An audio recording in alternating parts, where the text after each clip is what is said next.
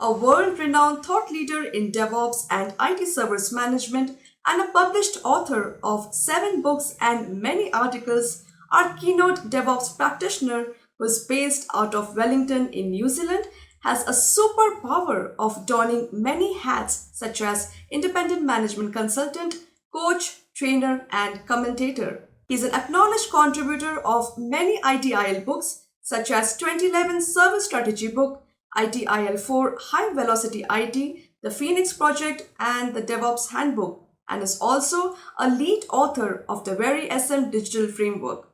Apart from being New Zealand's first chartered IT professional, he is the proud owner of his own consulting company called Two Hills that he founded in 2005, which goes by the motto Sensible Business Practices. With that, let's move ahead and invite onto our screens the one and only Mr. Rob England. Here we go.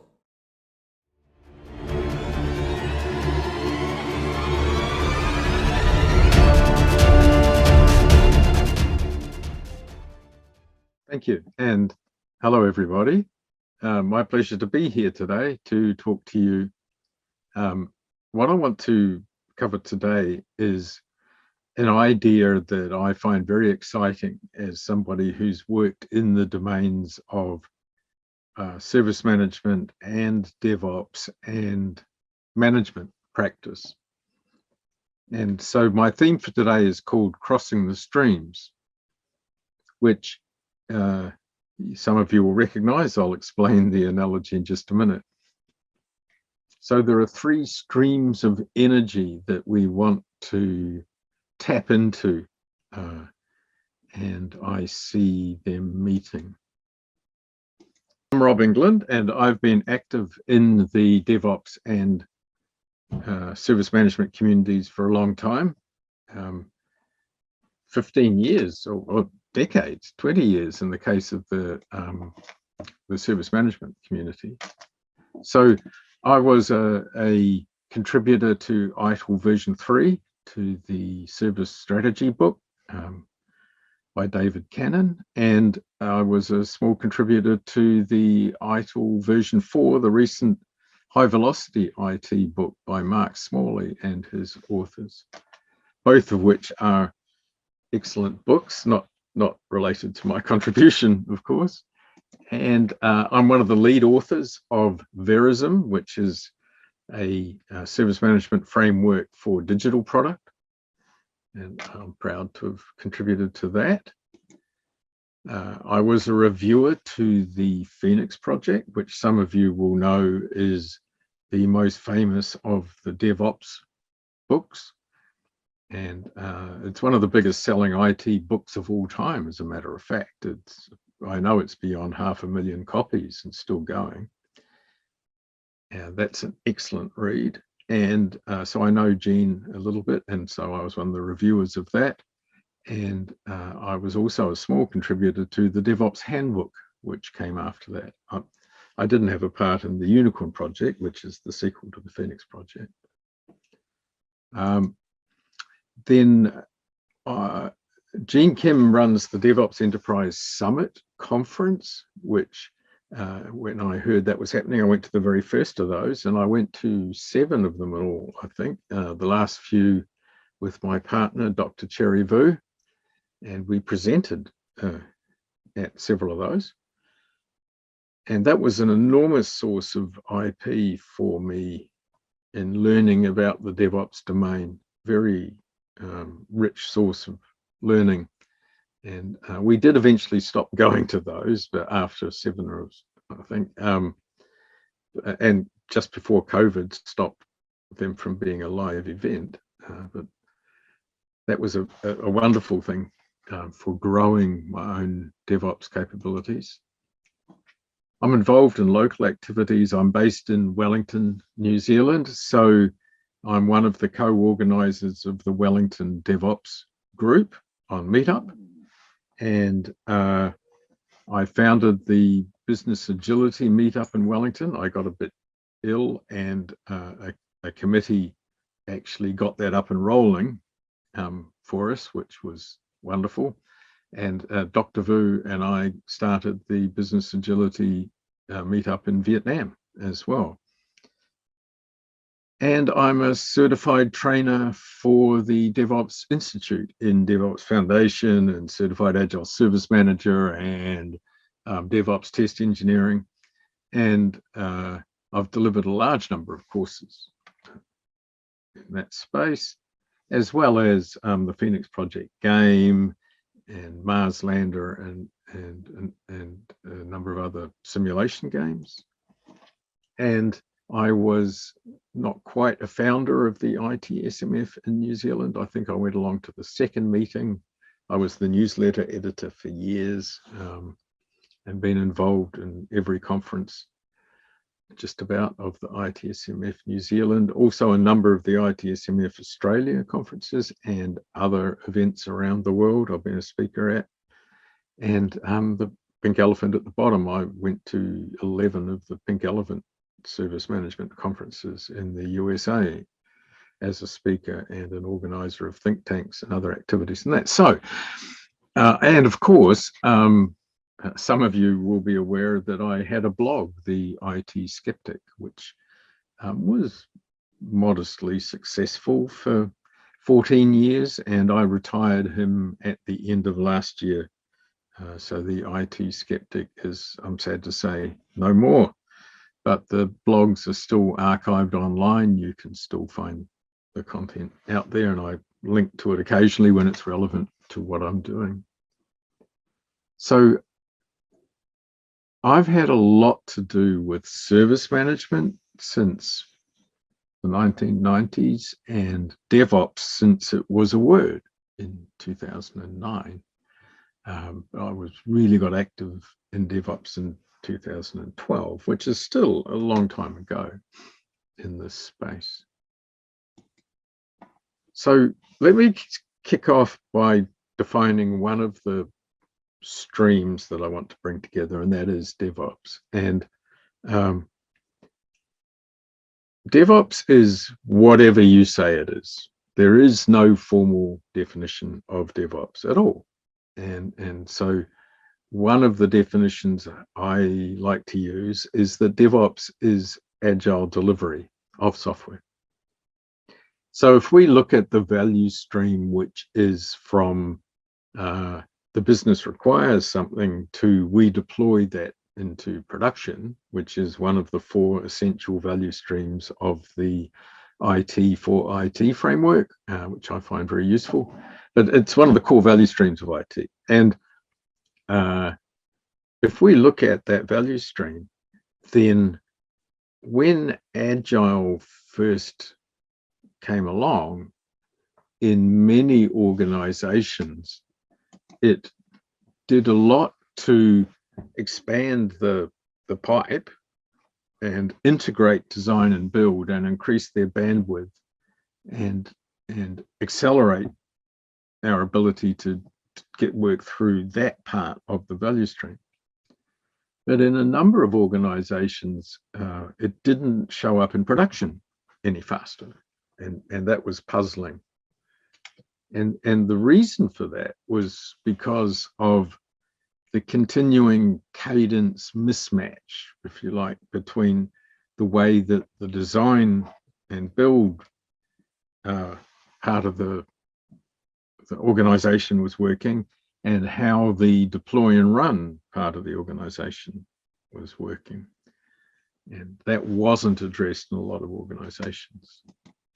Or another way of saying it, you often hear this idea of this wall of confusion, this big tribal barrier, this fracture in organizations between build and run.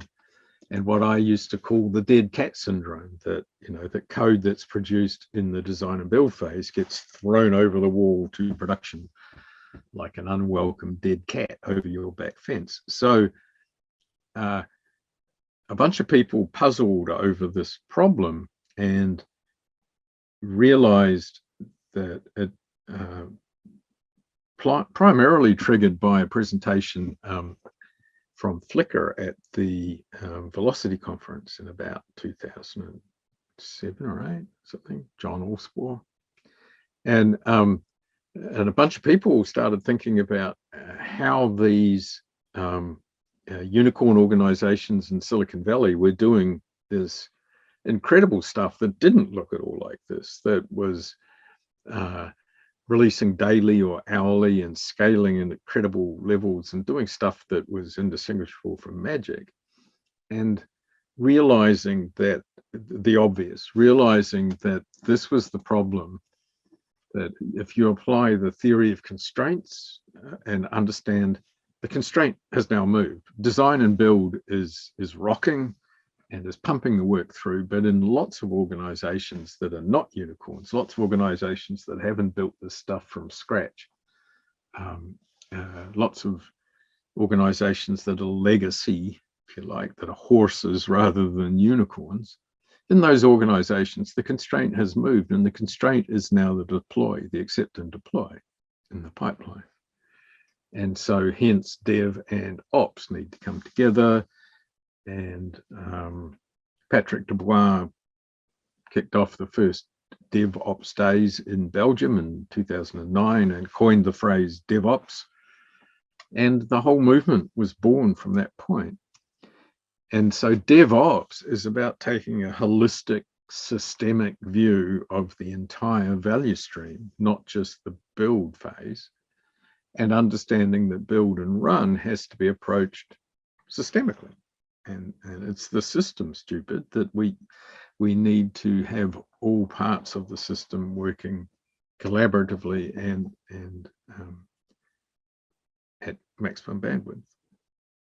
So that's DevOps, as I'm talking about it here, is primarily the re-engineering of that value stream. That has knock-on consequences to a lot of other areas of IT, including run and operations and incident management, and a lot of impact on infrastructure and underlying platforms and technology and cloud and all of those things. So it has spin-off impacts all over IT, but the core of it is about the optimization of this particular value stream from a systemic point of view. And the term that they use in the DevOps world for the heart of this is the practice of continuous delivery, which is the practice of maximizing the production readiness of the code in that flow. So when DevOps came along, that was a tremendous opportunity to transform how we think about service management, but it didn't happen. In fact, the worst thing happened, and we went all tribal, and these new ways of working saw this transformation as an opportunity to kill off the evil old ITIL, which was getting in everybody's way. And the ITSM world saw it as a bunch of crazy hippie free-range cowboys who were running around doing whatever they'd liked, apparently, and breaking all the norms of service management. And so we had this terrible fracture between the communities. And Gene Kim, bless him, tried really hard to overcome that. It was very vocal about don't throw the baby out with the bathwater, and recognize the potential synergy of these two communities. But it didn't happen. We lost that opportunity, and for a decade there was almost tribal war between the two groups, and in a lot of organizations it became very difficult to introduce DevOps ways of working, and they were seen to be very damaging to the existing practices within the organization, which is a shame because they're much better together. And so crossing the streams of energy, the two that we would like to cross are ITSM and DevOps. And so since 2012, I've been trying to do that. I created a movement called Camu back then and gave it a home on one of my websites, and pushed hard to try and get people fired up to contribute and be part of this and build a body of knowledge about how the two intersect, ITSM and DevOps. And that went nowhere. Surprise, surprise. So I kept battling away, and I moved the community to Google Plus. Now there's a good choice of platform, right? And for a while, I was trying to develop the community there. Of course, Google Plus imploded, but that's not the reason that the movement never really went anywhere. I could not generate any enthusiasm for this conversation. But we soldiered on, and so this is Dr. Vu, my partner in life and work, and we presented to the DevOps Enterprise Summit in 2018 on this idea of crossing those two streams and trying to see what response we got at that community. And we got some. People were interested, and people in the ITSM community were more interested in hearing this story, and I presented it in a few places back then to try and reinvigorate thinking about this crossover. And the analogy many of you will have recognized is from Ghostbusters, and the idea that if you've seen the movie, Ghostbusters is about this warning that they've got these super ray gun things, and for goodness sake, whatever you do, don't cross the streams. Why? What happens if we cross the streams, Ray? I don't know. Just don't do it, right? So if the streams cross, there's this spoiler alert for the one person who hasn't seen Ghostbusters, when they do cross, it massively multiplies their power. But you will also remember that there were 3 streams in the movie, and I've only talked about 2, ITSM and DevOps. And so I've come to realize recently that there's a 3rd stream in this equation. And ITIL 4 is playing a part in this whole story. So most of you, there will be presentations at this summit, and most of you will be aware that ITIL has come out with version 4, and it's a radical advance for ITIL. And in particular, it has embraced many of the principles of Agile, which in turn, are strongly related to DevOps thinking. So ITIL 4 is doing its little bit to cross the streams. If you look at the core principles of ITIL 4, then for anybody working in the Agile or DevOps space, they're remarkably familiar principles, right? And that's not a coincidence. There's some very clever people worked on ITIL 4 and deliberately contributed to this updating of ITIL to embrace these ideas. ITIL is best practice, which means it's proven practice, which means it will always be a lagging indicator. But 20 years of Agile, that's really lagging, but it's high time and it's there now. And I'm really pleased and excited that ITIL now embraces and supports these ideas of Agile and DevOps in the framework itself. And the book that does that the most within ITIL 4 is the High Velocity IT book. And HVIT addresses, these topics I've got here, amongst others, which are right in the heart of what we talk about in the DevOps world. And they are all the enabling ideas to allow us to do DevOps. So ITIL, by design, in ITIL 4 supports DevOps. And so that's a massive crossing of those streams has happened, and ITIL has done it. And so that's a great relief to me, because as I say, I've been banging away at this for nearly a decade, trying to get interest in that happening, and ITIL's done it, and that sort of takes that cause away for me. I don't have to worry about that anymore. It's crossing the streams. But what's the third stream? Well, I think the third stream comes to us from these new ideas around how we work. And so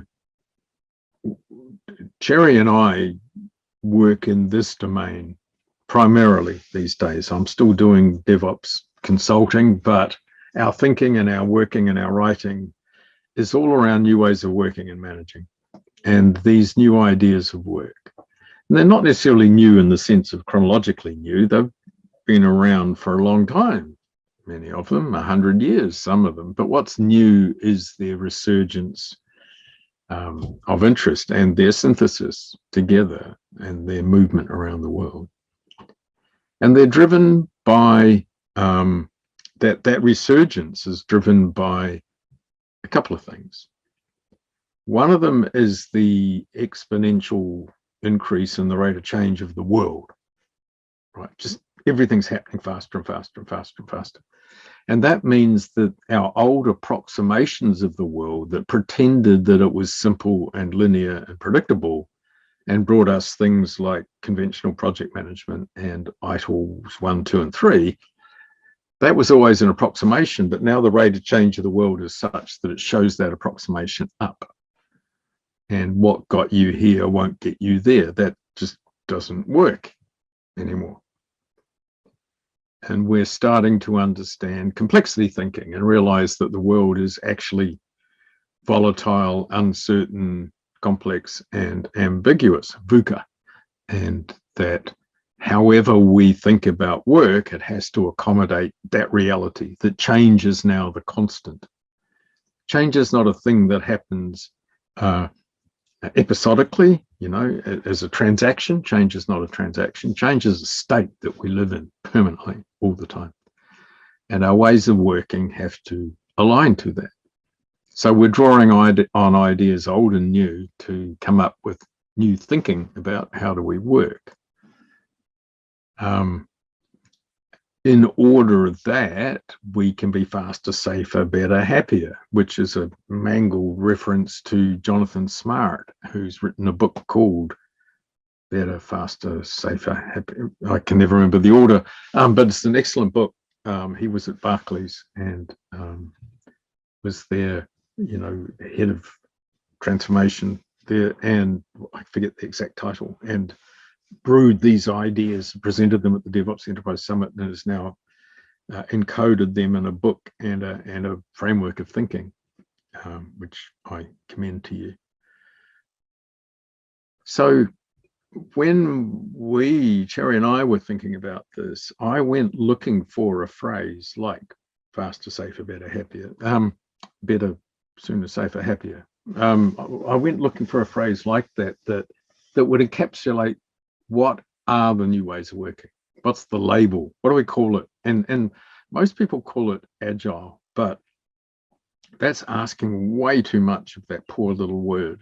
I wish we would just keep the word Agile for the software development way of thinking and philosophy that it is, and not give it a small a and try and have it label all of this stuff. So I went looking for a better term and couldn't find anything. So we invented our own. So we call it human systems, or actually we say now human systems adaptability, as a phrase to encapsulate all of these ideas that are coming together now to transform how we think about work. So there's humanistics and servant leadership and empowerment of people, and all the things around how we deal with knowledge workers in the word human. In the word systems, there's understanding of flow and feedback and complexity of systems and systems thinking. And in agility or adaptability, there is these ideas of agile, of openness, of anti-fragility, and just a raft of different ideas that are boiling to the surface amongst those who think about work, the philosophies of work, if you like. So we've got a word cloud that we maintain to try and just indicate the breadth of these ideas. And so this is just here to give you an idea of just how wide I'm throwing the net when I say human systems agility or human systems adaptability. These is how we've grouped all these many ideas into what we saw as three primary groupings, to give us three themes, to give us a label, to give us a handle we can hang on to try and encapsulate all of this stuff that is influencing how we think about work. And I won't go through them all, obviously. I'll give you a little bit of time to just kind of look at them and think about them. And we will give you a link to where you can learn more or see this, or you can just Google tealunicorn.com, right, and new ways, and find it for yourself pretty quickly. Human systems agility. All of these areas come into play, and we have to synthesize all of them in order to think about what are our new ways of working. And DevOps is just one little symptom of that within the IT world, and ITIL 4 is just one little symptom of that within the IT world. And Agile was an early indicator of all this 2 decades ago in the IT world, to point us towards where we're going with work. And so that's out at Teal Unicorn. That's not one you will find, well, I would love for it to be in general use, but it's what we use to label this whole movement that we find ourselves part of. Now, people can only work in new ways if we manage them in new ways. And this is the insight that drives all the work we do at Teal Unicorn. If I look at the many failures to achieve transformation of culture by using ITIL and IT service management, and all the other attempts to change how people work that I've been involved in over the years, I think a common critical failure factor, if you like, in all of them was the failure of management to change how they manage the work. Because until management change how they manage people, people can't change how they behave. They can't change how they work. And this is, I think, the #1 cause of failure to change how people work, is that management fail to change how they manage the work. And incidentally, that leads to the implication that governors need to change how they manage managers, to give managers new goals and KPIs and directions and values and principles in order that the managers manage differently, in order that people can work differently. But we focus on helping managers manage differently. And there is as much a movement, a change in the air in how we think about management as there is in how we think about work. It's boiling out of these new ways of working. It's boiling out of these ideas on the previous slide. They all lead to the need, the understanding of new ways of managing work. And so some of the key elements of those new ways of managing are, first of all, to flip the hierarchy. And I love this image, and it's one that you can use very easily. When the first time it came to me, I've seen it elsewhere, but the first time it came to me was when somebody was drawing the hierarchy of the organization on the whiteboard, going up in this pyramid to the CEO at the top. And, I realized that all these people across the bottom of the pyramid, that's where the work's done. That's the flow of value. The value flows through all those people at the bottom of that pyramid. And this hierarchical structure of people is sitting on top of the work. It's a burden on the work. It's a load on the backs of the people doing the work. It slows down, it impedes, it oppresses the work.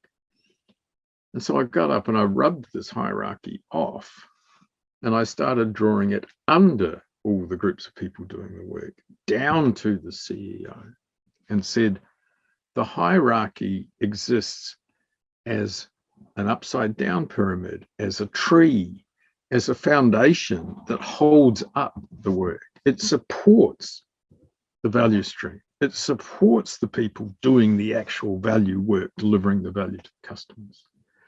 And it's subservient to that, or should be, and should be there to maximize and free and hold up a value stream, not sit on top of it and hold it down.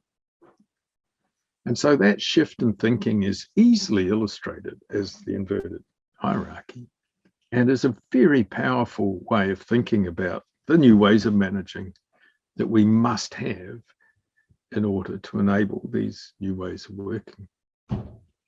Or another good way of characterizing it is letting go of command and control, and no longer issuing decrees and commands and telling people what to do and how to do it, but becoming gardeners. That management exists to create the conditions within which people can flourish and the work can flourish, can grow, and thrive. And again, that's a nice, simple image to help people understand the transformation in how we manage, to move from being commanders to being gardeners. And a phrase that's in popular use that is very close to all of this is servant leader. And actually the servant leader concept originally came out of the Christian church community, Greenleaf, but it has rapidly spread to be a business management concept. And it's the same idea. It's the idea that the leader is the servant, not the master. The leader is there to serve the people doing the work. And so the words leader and manager get muddled and confused a bit. So I like to try and remind myself to avoid the word leader, because it has two meanings. One is the boss, the senior executive management, and the other is people who lead, people who take leadership. And that's a behavior, not a role. And so it's a bit confusing. So we talk about servant managers, because that is actually what servant leadership talks about. It's about how you manage differently. And so if you look up and learn about that concept of servant leadership, that's very close to the same thing again. And so too is transformational leadership, which is another popular concept. And that's referring again to the executive leaders, to the most senior people in the organization, and how they can have 5 primary behaviors that have a transformational effect on the organization.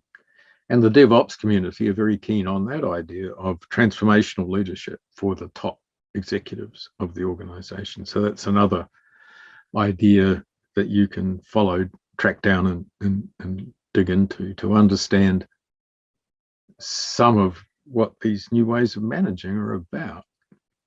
Again, we went looking for a model for this. If you look for a model for conventional ways of management, every business textbook that's been written in the last 100 years, back to some Frenchman in the early 1900s, says that there are 5 primary activities of a manager. And I forget, staffing and budgeting and something and something and something. And so I went looking for the analogous, what are the activities of a new manager, or what we say a small a agile manager. Then again, couldn't find one. And so we started thinking from first principles about what are the defining activities of an agile manager. And it's still a work in progress, and I welcome any sort of feedback and input and thoughts on this. But at the moment, we talk about there being 8 primary activities of a manager in the new world. The first is attracting people and resources together to a piece of work. So our definition of a manager is somebody within an organization who's been given an outcome to achieve and given access to resources and authority over people in order to achieve that outcome. That is a manager. They've got a thing to do, and they're allowed to use the organization or bits of the organization to do it. That's a manager. So the first role of a manager is attracting people to the piece of work that they want to do and bringing people and resource together to get it done. The second, and notice I'm not saying mobilizing or ordering or, because actually another key point you could put in here, another key idea is invitational management, which comes from a guy called Dan Mezek. And, we're strong proponents of the ideas of invitational management, which says you can't tell people to do anything. You can only ask them to do it if you want quality and cooperation. So you can command slaves and factory workers and agricultural workers, and you can use carrot and stick, and whippings will continue until morale improves, and you can order people around when they're doing transactional work, but you can't order knowledge workers around, and most IT people are knowledge workers, and you've got to stop telling them what to do, and you've got to start asking them to do it. So we use the word attracting there. And then nurturing, right? Gardeners, not commanders, creating the conditions within which people can flourish and within which the work thrives. And liberating people and work, getting out of the way, getting the constraints out of the way, giving space, opening up. Our whole new book is called The Open Manager, because we think this is the key, is a great word for all of this, is opening everything. So liberating people and work. Dan Mezek in Invitational Management says giving people the authority to get their job done, which is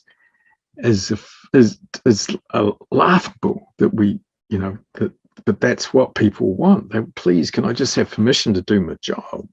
So freeing people to do work, and then motivating, right? Because you can invite people, but they have to want to do it. And so doing what you can to motivate them to want to do it, providing a vision, providing a cause, providing energy, providing a community and a warmth and a sense of teamwork to want to do the work. And then a navigational function, because, the manager does have an outcome they've been tasked with achieving. So they want to be looking at the broader direction of the organization and where the outcome fits within all the other things the organization is doing and the prioritization with the organization and what is the outcome that we're supposed to do as a team. And so there are times when the manager will be saying to the team, hey folks, this is where we're meant to be going over here. Let's focus on this. So there's that focusing, steering function. There's the exploring. So planning is a whole new domain in this space that we need to talk about, and not here today, but planning's just all changed because nobody knows the future and nobody knows what's going to happen. And the more VUCA, volatile, uncertain, complex, and ambiguous, that the world is, the less we can have any idea what the future holds. And so it's not about executing on a plan, it's about exploring a space to discover what's possible and discover what's there. And so the manager co-explores with the team to find what is the space we've been given to with this outcome over there. And then the manager observes. And so that's for the purposes of reporting and for the purposes of understanding the needs and getting impediments out of the way, and for innovation. Organizations that cut all their middle management out, many of them are discovering that that was actually the source of a lot of innovation, because managers do have times to think. And, you know, good managers play golf is one of my favorite sayings. You know, that managers shouldn't be micromanaging. They should be stopping and thinking about what the work is doing and how the work could be done better and what the work needs, and, you know, all of that stuff. That's what a manager's for, is to think. So observing and thinking, and finally representing, because there are forums and there are activities where the team would rather not be there, thanks very much. And there are times when somebody has to stand up for the team, especially in the early days when we're trying to work in new ways and the system as a whole is not there yet. And so managers need to be creating bubbles of safety within which the team can work in new ways. And so representing also includes the role of the manager providing air cover and running interference and actually protecting the team. What the hell are your people doing over there? Well, let me explain, you know, and providing space for people to work. And also just, you know, representing in the sense of being there when the team don't want to be there and don't need to be there. So this is where we've got so far with understanding what are these new ways of managing, and or a little sample of it. And these new ways of managing rise out of the new ways of working, which rise out of the needs that the world is generating. And there are two of those. The first I mentioned already is the exponential rate of change. The second one is that the values of the world are shifting. And we're moving from shareholder capitalism to stakeholder capitalism. We're moving from value to values. We have greater ethical expectations of organizations, including of our employers. And people want to bring their whole selves to work, and they want to work with integrity. And so this whole social shift is equally driving the need for empowerment and liberation and diversity and inclusion and environmentalism and, you know, and stakeholder values. And so all of that is just massive when you start to look into it, and you have to go far beyond this presentation to go and understand the new ways of working and the new ways of managing and the new ways of thinking that underpin that. But this is the third stream. The third stream is the potential for management to be different, and for these new ways of management to play a role with those other two streams, with ITSM and DevOps. Because if we want ITSM to be different, to be ITIL 4-ish, and if we want to move towards DevOps ways of working, people can't work in a new way until we manage in a new way. So the third piece of the puzzle is that management needs to change how they manage in order to enable people to be DevOpsy and to be ITIL 4-y and to move towards these new ways of working. So if you want to find out more about it, there were three core, if you read, not many people read anymore, I think, but you know, if you're like me and you at least read bits of these books, then three of the seminal books that influenced us early on were Laloux, Reinventing Organizations. We're called Teal Unicorns, so anybody who's read Laloux knows why we're called Teal Unicorn. And So Reinventing Organizations is a great read. So is The Age of Agile by Steve Denning. Denning is a journalist and writer and thinker on Forbes.com. So Forbes are one of the flag bearers of new ways of management. And The Age of Agile was very influential on us. And another one that influenced us a lot was Turn the Ship Around, and the empowerment model, invitational leadership models that Marquette used on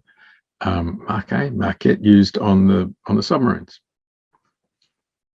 Also, Team of Teams, Stan McChrystal, and the US forces in Iraq. But these were very influential books.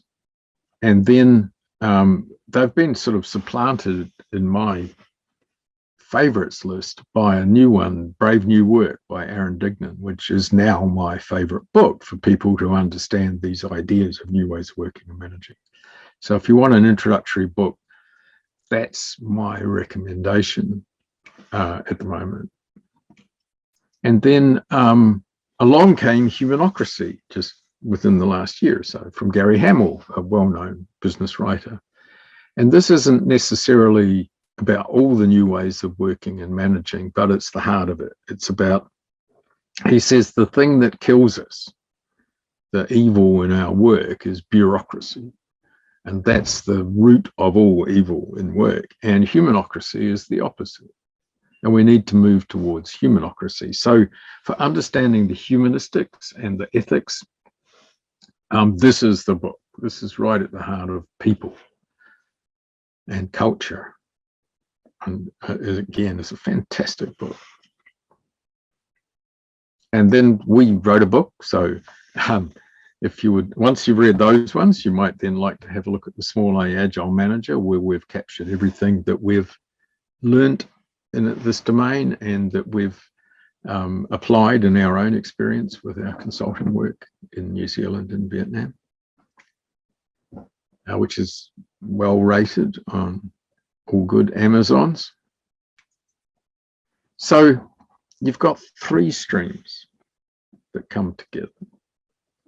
You've got the ideas of DevOps around improving the flow of work through IT. And you've got ITSM around the practices of IT and defining how we do work. And you've got these ideas of empowering invitational management that enable people to work in new ways. Therefore, they can adopt DevOps and they can adopt ITSM practices. And in particular, ITIL 4, which, bless its heart, is now sitting right at the intersection of those three streams, which I think is an exciting opportunity for all of us going forward. Thank you very much.